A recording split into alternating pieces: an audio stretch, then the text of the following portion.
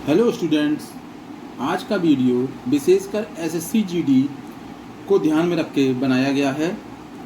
इसमें जो क्वेश्चन हमने रखे हैं वो आपके एग्ज़ाम के लिए काफ़ी महत्वपूर्ण सिद्ध हो सकते हैं। इसके अलावा एसएससी रेलवे जैसे एग्ज़ाम के लिए भी ये काफ़ी महत्वपूर्ण है। और यदि वीडियो पसंद आए तो चैनल को सब्सक्राइब करें और वीडियो को लाइक और शेयर करें। वीडियो अब स्टार्ट करते हैं। भारत में उपभोक्ता संरक्षण अधिनियम पारित हुआ। ध्यान रखना बेटा, उपभोक्ता संरक्षण अधिनियम कंज्यूमर रिलेटेड एक्ट पारित हुआ 1986 में। ठीक है, काफ़ी इंपॉर्टेंट है, एग्जाम में कई बार पूछा गया है एसएससी के एग्जाम में। ठीक है, तो इसको ध्यान रखेंगे आप लोग। किस अनुच्छेद के अंतर्गत राज्य में राष्ट्रपति शासन का प्रावधान है? ठीक है, तो किसी भी राज्य में जो राष्ट्रपति शासन लगता है वो भारतीय संविधान के किस अनुच्छेद में दिया गया है? तो अनुच्छेद 356 356। ठीक है, काफी महत्वपूर्ण है। अगला क्वेश्चन, संसद का सदस्य न होते हुए भी कौन संसद की कार्यवाही में भाग ले सकता है? ध्यान रखना बेटा कि ये अकेला एक ऐसा शख्स है जो वहाँ का मेंबर ना होने के बावजूद भी पार्लियामेंट के किसी भी हाउस में उसकी कार्रवाई में या संसद की किसी समिति का सदस्य हो सकता है। ठीक है, वो कौन है? महान्यायवादी, भारत का अटॉर्नी जनरल ऑफ इंडिया, महान्यायवादी। ठीक है, अगला क्वेश्चन, भारत में ग्रीष्मकालीन मानसून हवाएं किस दिशा में बहती हैं? तो बेटा जो अपने यहाँ दो मानसून आते हैं, जो आजकल चल रहा है ग्रीष्मकालीन मानसून। ठीक है बेटा, तो इसका डायरेक्शन क्या है? तो इसका डायरेक्शन क्या होता है? दक्षिण पश्चिम से उत्तर पूर्व। इसीलिए बेटा इसको दक्षिण पश्चिम मानसून भी कहा जाता है। ग्रीष्मकालीन मानसून का जो दूसरा नाम बेटा क्या है? दक्षिण पश्चिम, क्योंकि ये इस डायरेक्शन से आता है। ठीक है, जब ये दक्षिण पश्चिम डायरेक्शन से आएगा, ठीक है, ये डायरेक्शन क्या है? दक्षिण पश्चिम। तो यही यदि ऊपर बढ़ेगा तो इसका ये डायरेक्शन क्या हो जाएगा? उत्तर पूर्व। ठीक है, चीज समझ में आ रही है आपको? अगला देखेंगे, जब दिन रात की अवधि बराबर होती है तो सूर्य की किरणें सीधी पड़ती हैं कहाँ पर? ये ध्यान रखना, हमारी ये पृथ्वी है और इस पृथ्वी पर जो इक्वेटर लाइन है 0 डिग्री है, तो बेटा जब सूरज आपका यहाँ पर होगा, इस लाइन पर होगा, तभी तो बेटा पूरी पृथ्वी पर दिन और रात इक्वल होंगे। ठीक है, ये चीज समझ में आ रही है आप लोगों को? जब सूरज इस लाइन पर होगा, भूमध्य रेखा पर होगा, इक्वेटर लाइन पर होगा, तभी तो पृथ्वी के नॉर्दर्न हेमिस्फीयर और दक्षिण साउथ हेमिस्फीयर दोनों जगह दिन और रात बराबर होंगे।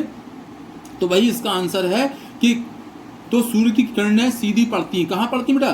भूमध्य रेखा पर। जब सूरज इस लाइन के परपेंडिकुलर होता है तब इसकी किरणें इस लाइन पर परपेंडिकुलर होती हैं, लंबवत होती हैं, जिस कारण पृथ्वी का जो उत्तरी गोलार्ध है और जो दक्षिणी गोलार्ध है दोनों जगह पे दिन रात बराबर होती हैं। चीज एकदम क्लियर है? ठीक है, आगे देखते हैं। तिब्बत में ब्रह्मपुत्र नदी का नाम क्या है? ब्रह्मपुत्र का नाम क्या है? ब्रह्मपुत्र नदी की बात हो रही है यहाँ पर, तो उसका नाम क्या है बेटा? ये है सांगपो रिवर। आपको मालूम है कि तिब्बत में मानसरोवर झील के पास में चेमा युंगडुंग ग्लेशियर से ये सांगपो रिवर निकलती है, तो वहाँ पे ब्रह्मपुत्र नदी को क्या बोलते हैं? सांगपो बोलते हैं। ध्यान रखना बेटा। ठीक है, आगे देखें, गांधार शैली का जन्म किस कला से हुआ? बेटा ये गांधार मूर्ति शैली है, ठीक है, भारत की सबसे प्राचीन शैली है। शुरुआती जो भारत की जो मूर्तियां बनी हैं इसी शैली में बनी है।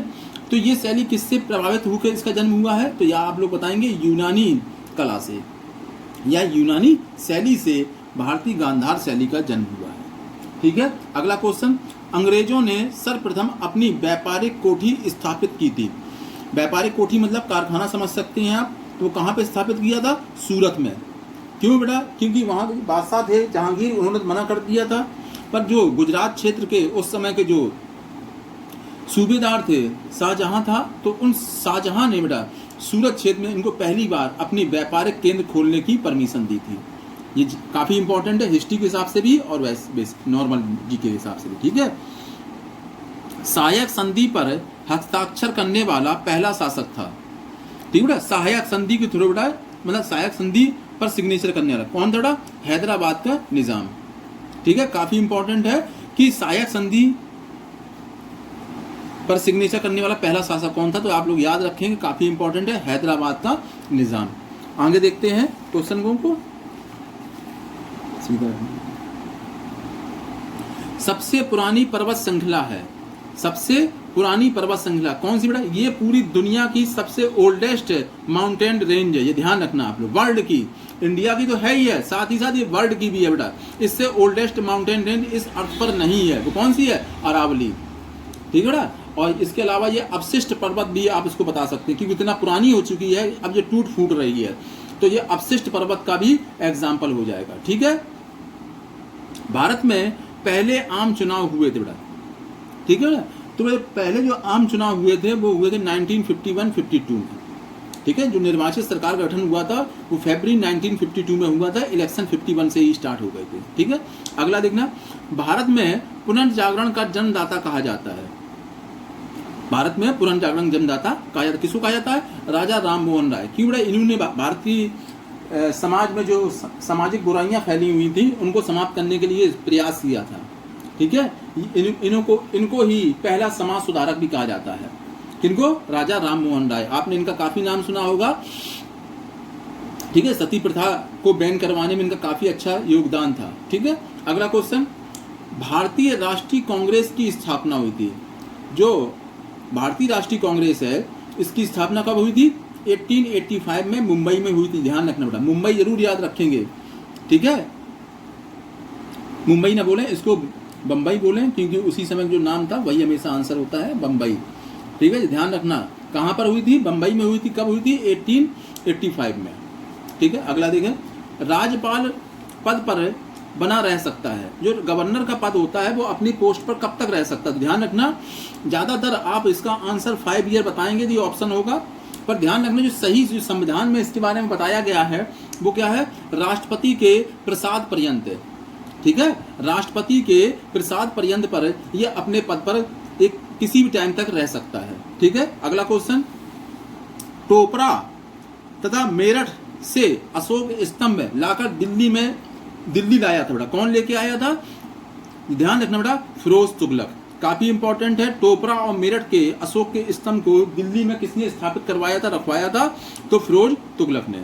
अगला क्वेश्चन, वायुमंडल की आर्द्रता मापने वाला यंत्र है।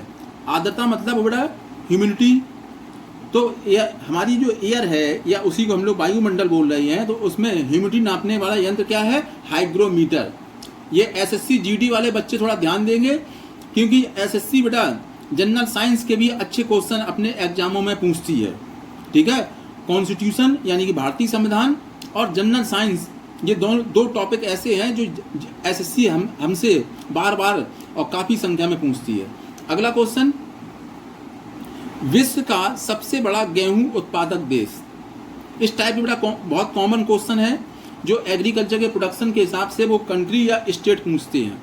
तो वर्ल्ड में मैक्सिमम वीट प्रोडक्शन कंट्री कौन सी है? चाइना, ठीक है, याद रखेंगे चाइना को। अगला क्वेश्चन, हरित क्रांति का जन्मदाता है, ठीक है, तो कौन है? नॉर्मन ई बोरलॉग, ठीक है। ये अमेरिकन साइंटिस्ट थे जिन्होंने बेटा मैक्सिको में हरित क्रांति का जन्म दिया था। वो साइंटिस्ट कौन थे? Norman E Borlaug. हाँ, यदि इंडिया के लिए पूछा जाता कि भारत में हरित क्रांति कौन लेके आया था, तो बेटा वो थे